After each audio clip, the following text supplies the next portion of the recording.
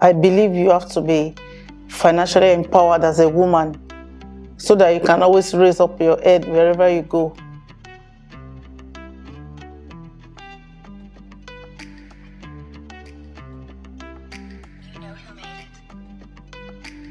Wow. Motherhood is a lot of work. It takes a lot of dedication. It has to be intentional. So hard work, dedication, and intention. Yeah. Describe me in 3 words. Okay. I would say you're hardworking. Okay. Passionate about what you do. Okay. And you're also a loving daughter.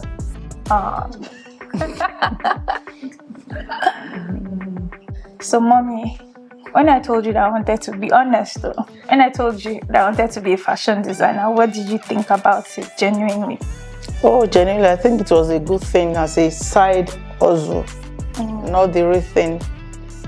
So, like when you came out of school, I wanted you to work before you start. But you insisted that was what you wanted to do. And I think I gave you my full support. Okay, I remember when I first started, Daddy said I should do my master's and you said I should get a job. But I would say that at first I was afraid because the voice in my head was like, if I fail, then so I think my own thought or what kept me pushing was also the fact that I grew up with hardworking women around me, and Daddy had his business and he had his thing that he was doing, and you never stopped. Even though Daddy didn't want you to work, but you were very enterprising. You would travel to buy things and sell, and I saw you create a successful business by yourself. So I can say that I got my stubbornness from you, Abby. It's true, because at that time you wanted you to be a stay-at-home mother, but you chose to work regardless. So how do you feel about that decision, like choosing to work as opposed to being a stay-at-home mom? Yes, I always believe a woman should have their own income. That's very, very important. A man cannot do it all. So if your husband is going to support you as a woman, you must be able to stand on your own.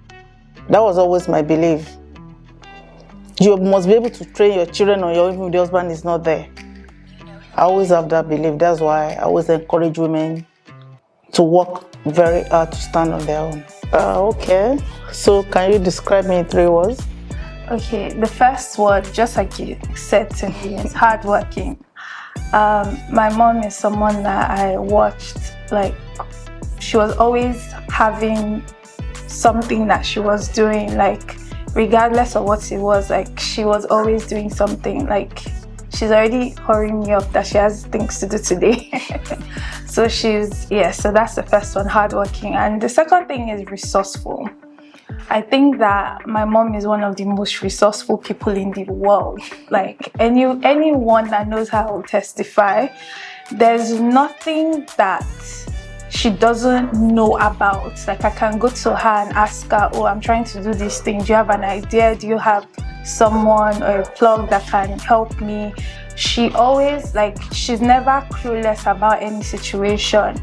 She always has everything. Like, she'll sure know someone or have something that is connected to that thing that she wants to do. And I would say the last thing is strong. My mom is very strong. Like, anybody that knows her, she's not even the firstborn of her family, but she gives firstborn energy in the sense that she's very reliable and you can always, like, call her and she's always going to be there. My own hope is that you enter into your soft girl era. Yeah, because we want to promote strength, but we also want to promote, softness and relaxation and rest. So what advice have I given you that, like, has helped you and that you're still holding on to? You've given me so much advice, but I think the one that really stuck to me, I don't know if you remember. So very early on in my journey, my factory is still there on Oshodia Papa Expressway, and I remember that someone offered me a partnership, and the person seemed like an influential person, and the person basically wanted to co-own Lady Biba. And I remember telling my mom that, oh, this person has connections, this person has money, this person has resources, and I'll never forget what she told me that day. And she said, you, no matter where you are, if you're good, people will come and find you. And that's something that really stuck with me, because I saw like my limited amount of resources. I saw where I was coming from, or where I was at that point, as a disadvantage. But that made me know that even regardless of where I'm coming from, people, if you're really good at what you do, people will actually find you. Because right there in my factory, I can't even count how many stylists that will come from all over to come pull things for, influencers and celebrities to wear at that time, where nobody knew who Lady Biba was. So it was basically the strength of my product that was attracting people. And I remember anytime I look back at where I'm coming from, I always remember that advice, that in truth, if you're really good at what you do, people won't care where you're coming from. They will actually seek you out. So what kind of mom, how can you describe me? How do you mean?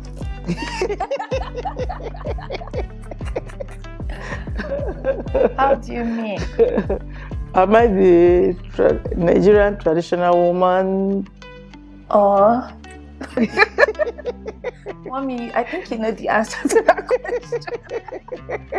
First off, I remember one time that my mom said to my siblings and I that, oh, I'm a liberal mom. I said, what? I said, what? Because, nope. Mom is traditional. I don't think she thinks she's traditional, but me, I know that she's traditional. Because, and my mom was, like, growing up, my mom was very strict. Like, I couldn't even come home with someone's pencil. That was how bad it was. Like, if you come home with something that she didn't buy for you, the next thing is you are not content. You have to be happy with what you have. Like, my mom was very strict with us, like, about instinct. I think it also shows in the kind of person that I am today and the kind of people that I and my siblings are, because from when we were young, my mom was always instilling values in us. I remember even I got bullied in GS1, and I don't know if you remember. I told my mom, and she was like, she said it in Yoruba. What was that word that you said in Yoruba? I forgot. I've forgotten how to say it. Can you remember how you said it? I've forgotten. You said, Omo, something like, oh, Jomi. Okay. Like, you said something else, not just oh, Jomi. Like, basically, she was saying that the kind of person that she was when she was in secondary school, that nobody could bully her. And to be honest, like, I took that very seriously. And even my sister shared the same thing too when she was bullied in secondary school, because we went to boarding house. And I remember, like, just her saying it. And that sort of gave me the boldness to stand up for myself. So there's no situation that I find myself today that I can't stand up for myself, because it's been rooted in me since when I was a child that nobody can intimidate you, nobody can bring you down. And yeah. So yeah, my mom was the traditional, but I think I value that in the sense that the discipline, the kind of person that I am today, is because she instilled those values in me as a child. So I've grown up with those values. I think that was it 2 years ago? Is it Christmas? Yes. No, that was it. That was actually good. I was trying to remember something else from like when we were younger, but I think that Christmas was definitely. No, that was just the two of us. Yes, because I have 2 other siblings and I'm the firstborn daughter, so I'm the least favorite daughter. So I don't really get. She knows, because my siblings and my siblings don't live here, so I feel like we don't really get those moments together as much. But one Christmas we checked into a spa hotel and we had massage, and I think that was such a beautiful experience. I think it was so, because first of all, like, things can be so stressful. That was like a very good moment for us to just relax and just like spend Christmas together. So that was actually a good one. Okay, well, I think I will appreciate her for being a good daughter, because I'm not a very easy mom. I could be very strict, and I know that. But they've learned to accept me just the way I am. So thank you for being an understanding daughter. So I think I'm always, every time I talk about like motherhood and like how important it is, I think it's so important because I've seen the reverse of it. I think first of all, I want to say thank you, because you've never ever not come through. It's something that my siblings and I say a lot, is that mommy might shout, she might talk, but if you need something, mommy will always come through. So thank you for being, because you don't realize how much a lot of people are unreliable till you actually hear people's stories. And I never had that, I always had a sense of security growing up, because I knew that no matter what, if I called you, you'll be there. Like, you're super dependable. I've never not had that moment where I felt like, oh, if I reach out to my mom, she will not be there. Like, you might talk, or you might shout, or, but you always come through. And that's so important. Thank you for raising me to be the kind of woman that I am today, because the values that you've instilled in me are the values that I still take on. Thank you for being honest and sincere, because I know that even with your friends, you're the one person that if you say it is A, then it is A, it is not B. Because also growing up, I've realized that a lot of people are not sincere and a lot of people are not honest. Thank you. And thank you for also showing me what a godly woman looks like, even from a young age. Thank you for raising me in a home that Christ is valued above all. And thank you for reminding me that I have everything that I need and I don't need to seek other things like from other people. Like, every sense of value, contentment, discipline, discernment that I have is because you laid the right foundation for me to grow on. Thank you for being a mother and a maker.